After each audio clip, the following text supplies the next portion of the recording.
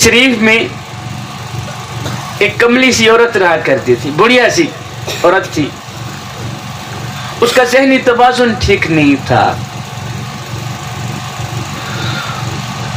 हमारे यहाँ हमारी जुबान में जिसका ज़हनी तवाज़ुन ठीक ना हो ना, हम उसे क्या कहते हैं? पागल कहते हैं। चलो जी पगली सी औरत कह दो, पागल सी औरत, कम अकल सी औरत। वो किबला जिस रास्ते पे जाती थी ना मदीने में, लोग वो रास्ता छोड़ देते थे कि ये ऐसी बेतुकी बातें करेगी, और जो कम अकल होता है वो तो वैसे ही बेतुकी बातें करता है। पूरे मदीने में कोई उसको सलाम देना गवारा नहीं करता था, उसके साथ बोलना गवारा नहीं करता था। वो जिस रास्ते पे जाती तो लोग वो रास्ता छोड़ देते थे कि ये पागल सी औरत है, ऐसे टाइम ज़ाया करेगी। एक दिन मेरे करीम नबी मस्जिद में बैठे थे, वही बुढ़िया औरत आई, दरवाजे पे खड़ी होके ना उसने मेरे करीम नबी को इशारा किया, मेरी तरफ आओ।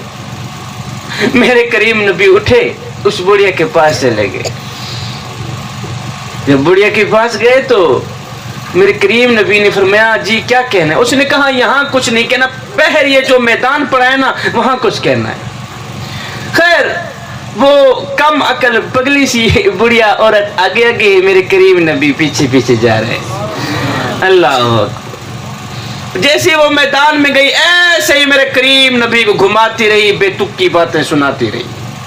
वो आगे आगे ऐसे चक्कर लगा रही, वो आगे आगे, मेरे करीम नबी पीछे पीछे ऐसे ही घुमाती रही, मेरे नबी को बेतुकी बातें सुनाती रही। पीछे हजरत सैयदना उमर फारूक रज़ी अल्लाह ताला अन्हु बैठे थे।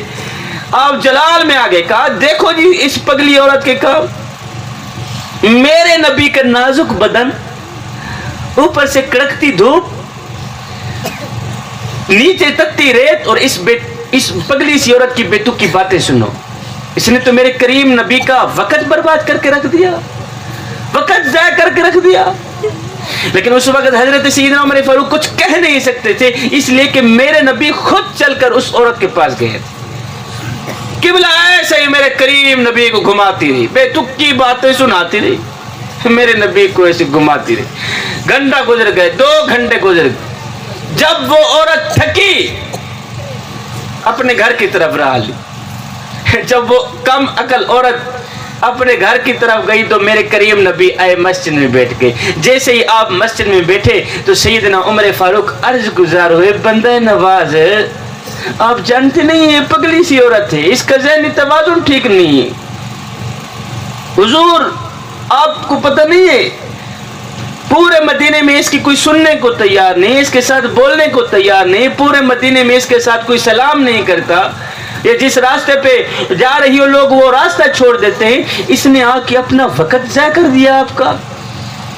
हुजूर आपका नाजुक बदन, ऊपर से कड़कती धूप, नीचे तत्ती रेत, इस कमली सी औरत ने आके आपका कीमती वक्त बर्बाद कर दिया है।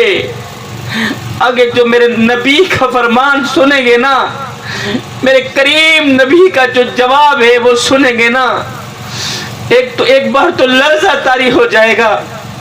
जब हजरत सैयदना उमर फारूक रज़ी अल्लाह ताला अन्हु ने अर्ज की, बंदा नवाज, पूरे मदीने में इसकी कोई बात सुनने को तैयार नहीं, इसने आके आपका कीमती वक्त ज़ाया कर दिया है। तो मेरे करीम नबी ने अपना सर मुबारक उठाया, उमर को देखा, देखकर फरमाने लगे, उमर पूरे मदीने में इस बेचारी की कोई नहीं सुनता, अगर मैं भी इसकी ना सुनूं तो और कौन सुनेगा? उमर पूरे मदीने में इसके दुखड़े कोई नहीं सुनता, अगर मैं भी इसके दुख ना सुनूं, अगर मैं भी इसके दर्द ना सुनूं तो ये बेचारी मेरे सिवा कहाँ जाएगी सुनाने के लिए? मेरे सिवा इसकी सुनने वाला और कौन है? मेरे नबी ने फरमाया, उमर जाके इस पगली सी औरत को कह दो कि मेरा नबी फरमा रहा है, ए बुढ़िया, जब गम ज्यादा हो जाए, جب دکھ زیادہ ہو جائے، جب غموں کا بوجھ سینے پہ زیادہ ہو جائے، تو یہ بوجھ ہلکا کرنے کے لیے کسی اور کے دروازے پر نہ جانا، میں محمد کے دروازے پر آ جانا۔ تو سناتی جائے گی، محمد سنتا جائے گا۔